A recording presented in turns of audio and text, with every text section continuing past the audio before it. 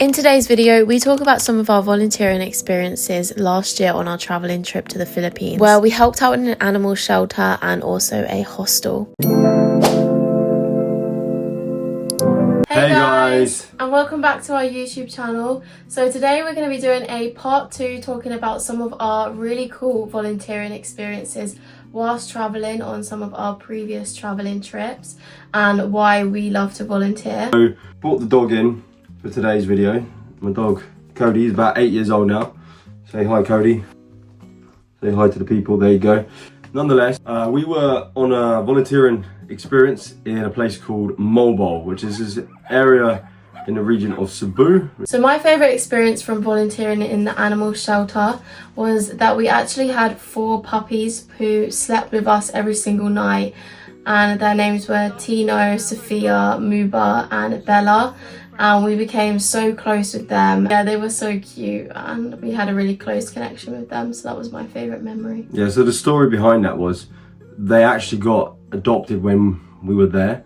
So a lady who was just travelling at the time, shout out to Pin, a lady called Pin, was travelling, she saw these dogs and she went to the animal shelter and asked if they could take them in. We all figured out the logistics and we went together as a big group of a few other volunteers and the owners, Ala and Lyndon. We went to the location. It was quite an ordeal to try and catch them and put them in a box, and we eventually got them. Yeah, they were very scared initially. Once we got them back, they're in this new environment, they were really scared. There was 3 puppies. Sophia said we called one the most scaredest of them all, this dog. Cover your ears, Cody.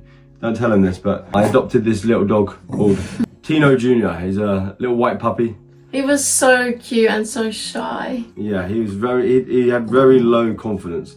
And then the most confident one of the lot we called Bella, because Sophia has a dog already called Bella. And she was the biggest one and just quite nonchalant, quite just did what she wanted. She wasn't too nervous. And then the other one we called Sophia, after Sophia.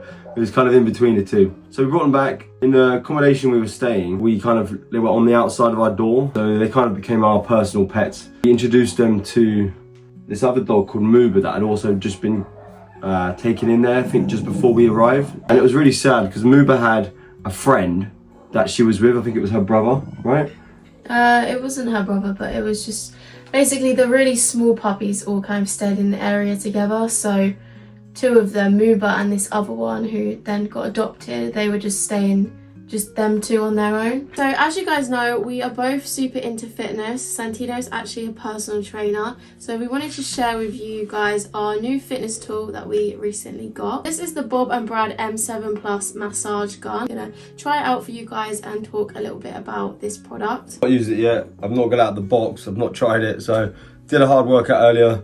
On the rare occasion that it was actually really nice and sunny here in England, we did a outdoor park workout. So definitely need a bit of recovery. Let's see how it feels. Go on in, Sophia. So this is what the massage gun looks like, and it actually comes with 5 different settings within the box. I guess looking at the box, that's the one that's got a heat or infrared or something like that. Yeah, so one of them actually has heat as well. It also comes with this bag that you can put the massage gun into as well. Within the box, it has 5 different specialized heads that you can put onto the massage gun for a different feeling, I guess, and also one of them has heat as well. If you've had any injuries in the past and scar tissues form, that can help realign the muscle fibers. So let's say you have a small little injury that you've had in the past that's now healed, it's gone back.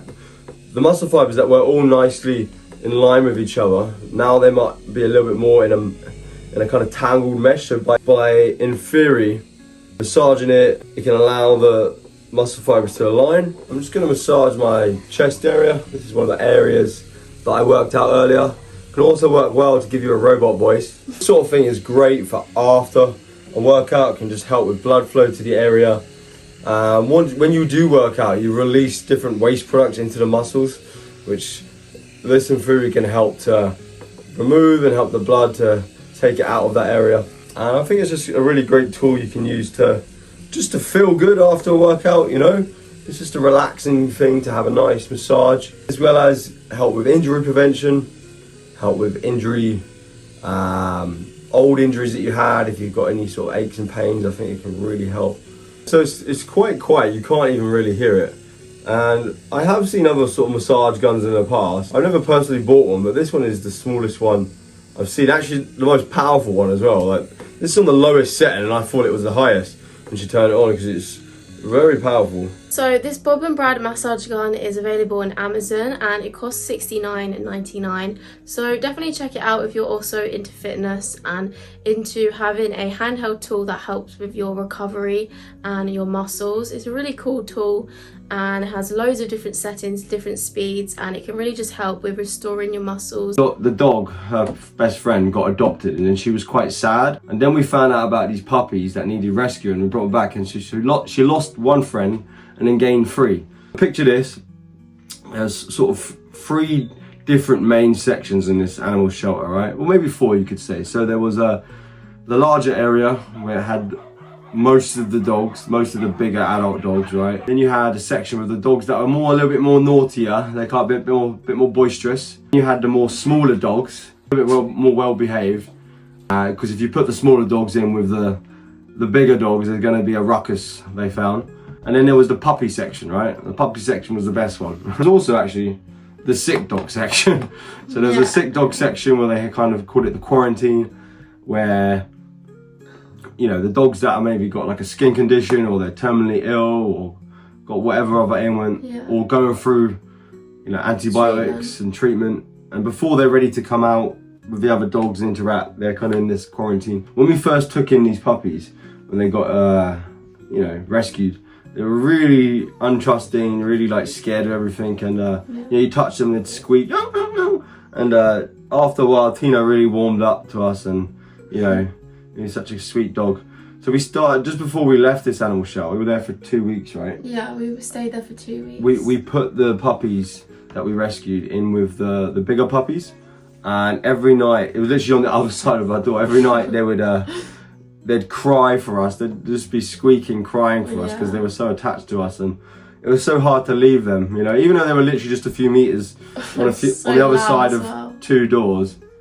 And yeah, it was such heartbreaking to leave them because we've become so attached. Yeah. Hopefully we can go back and see all those puppies. Or maybe they've been adopted now, hopefully. Yeah. So we found out about that volunteering opportunity on an app called Workaway. We've used Workaway quite a few times now, but we just saw it on there and we both love dogs and we thought it'd be really nice to do something with dogs. So they basically offered us free accommodation in exchange for a few hours of work a day. So we just had to wake up in the morning, feed the puppies and kind of clean different areas, and then later on do like some walking. So for us it definitely didn't feel like work, and it was such a great experience to have them close connections with the dogs and also help them out, because they actually rely on volunteers and guests coming to visit for their shelter, because it's obviously challenging to look after like 80 dogs. They also have cats as well, and yeah, it takes a lot of hard work, so they really rely on people volunteering there like we did and helping them out. Yeah. Hard to walk all of the dogs too. Fair play to them, they've got quite big areas that they can run around in and whatnot. But you know, like anything, when you're just stuck in the same environment all the time, dogs love to find new places and explore, right? So the lucky few that we could, but I don't think we walked all of them, because not all of them even wanted to be walked. Yeah, some don't like the lead. And yeah, they really like pull on it and try and bite it. There was this one massive dog, right? It's like an American bulldog, right? It's called Bruno, right? And my kind of goal by the end of my volunteering experience there was to like gain his trust, but he was in his own little enclosure, and yeah, he would just go a bit nuts sometimes. But I think he meant well. He had a nice heart, and you know, no bites. And I ended up walking him a few times, and he was my pal. Funny actually, there was this one dog called Marley, right? And he was like the resident dog that could just go where he wanted. He wasn't in an enclosure with any other dogs, and he was actually the bravest dog I've ever seen. So picture this, he had 2 disabled bat legs that he couldn't walk on. He just dragged on the floor, right? Yeah, so he got hit by a car. Yeah, well, so they think, right? Yeah. He was so nice to humans. He was a bit, his teeth were a bit wonky looking. He's a bit of a mutt looking thing.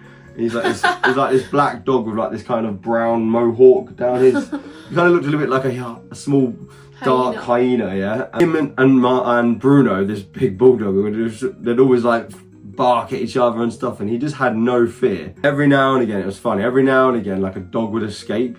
you'd be trying to put them on a lead, or you'd try and get through the door and a dog would escape. It was like a wild goose chase to try and stop them from like, you're like, oh no, don't eat the neighbour's chickens. Like, there's this one dog called Max I really liked a lot.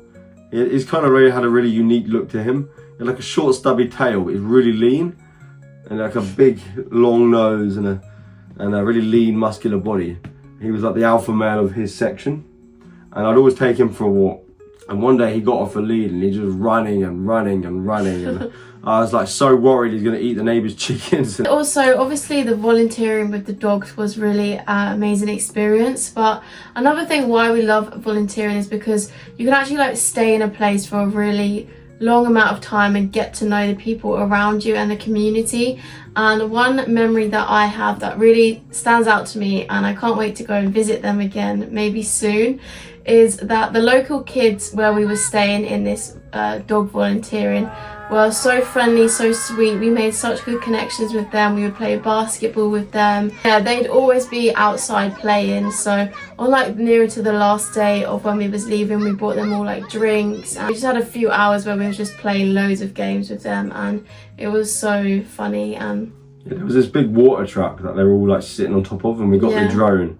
It was like a really cool shot of us all sitting around. We got the drone. I remember being at the end of it like, oh, these are some of the best days that I've had. It felt like, oh, these are just the simple moments that really, like, we're not doing anything, we're just playing games out in nature with these kids, but it just felt like a really nice moment. It was nice to stay with a local family because their house is obviously just right within the shelter. It's really nice to stay with a local family, as this was kind of near the beginning of our trip. Well, it was the beginning of our Philippines trip, so yeah, it was a really nice area as well. So if you are in Moalboal, definitely go check out the Moalboal Animal Welfare Shelter. My advice to anyone that's travelling is try not to just pass by a place for a day or two. Yeah. See if you can allocate at least, you know, how long does it take to form a relationship? It doesn't happen overnight, you know. It takes, you see them once, then you see them again, then you say, hey, do you want to do something together? Also, because if you're just going to a place for a few days, you kind of just make your list of your activities that you want to do, whereas you don't have time for something maybe spontaneous to happen. When you're going to a place for, say, like 3 days, for example, you're just thinking of ticking off them things, like the main attractions and activities that you want to do, so you don't have spare days where unexpected things can happen, and you could go to a party or something's going on that you could go to.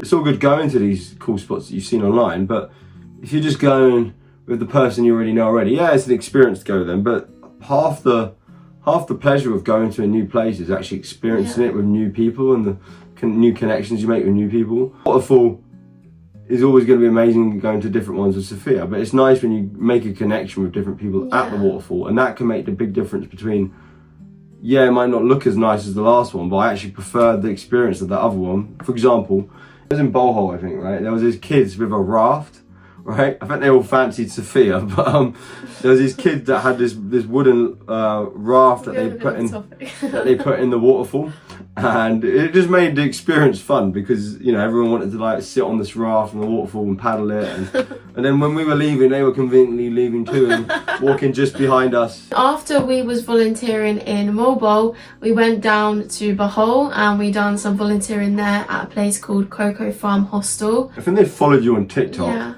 And you saw they had a hostel. Yeah. Well, you know, an accommodation in the Philippines. And you just messaged them and asked them if they were interested in doing an exchange of your social media, and we could, you know, help them out and exchange for some, you know, accommodation. And they said, we haven't done that before, but we're interested. We got on a call with a cool dude called Uriel, kind of the family-run business. He's the son. The mum and dad own it, and he's the son and running the kind of operations at the moment there. And yeah, he then got on Workaway, and now he's inundated with volunteers that want to work there. We volunteered there for 4 weeks. We went the end of July last year. He just helped him with his social media account. I just had to make a few videos per week. We also had to go to the family dinners most nights and just kind of interact with guests. It was a really cool opportunity really, because our kind of role was just to go out with the guests for the day and go on an adventure together and capture the moment. So like just take videos of the day-to-day experience of being at the hostel and what it's like. So they did this thing called family dinner. Effectively, rather than always having dinner at the hostel, they would have breakfast in the morning between, I think it was like 8 and 10 or something, and it was always a great, beautiful breakfast. Yeah, pancakes, homemade by his mum, peanut butter, eggs, watermelon, chopped salad with cucumber, onions. What else do they have? They had like it was a really good pancakes, breakfast. Most hostels don't bread, do that. Teas, coffees, you know, just really banana, you know, great breakfast that filled you up. Anyway, so later on in the evening, they would say, right, who wants to come along to go out to a restaurant tonight? At this time, they'd call it family dinner. And it was great you had the option to go or not go. Our job was to, you know, go to most of the family dinners and just capture the moments, you know, take a bit of social media content, just be an active presence of getting to know people and being a familiar face. Really good map that they put together of all the cool spots to go to in Bohol, and he gives everyone when they first check in this map of the different spots. So it's like day one, you do this one, and this one. Yeah. Like go see the tarsiers, those little monkeys with the big eyes. Then you go to this waterfalls, Casaman Falls or something like that, right? Good how they structured it out, and a lot of places I've not seen that before. You know, that they give you an itinerary. Yeah. What was one of your favourite things about the transport in the Philippines in general? So what did you enjoy? Yeah, I love being on the back of this scooter, and that's actually where Santino learned to ride a scooter for the first time. I remember being in Moalboal before, being like, "Oh, can you learn to ride a scooter? I really want to go around and of on course, a scooter." And he was like, yeah. And then we ended up driving it all the time. Yeah, so you know, in England, it's not very common that you see much motorcycles on the road. Sometimes 16, 17-year-olds, as their first vehicle, will get a moped.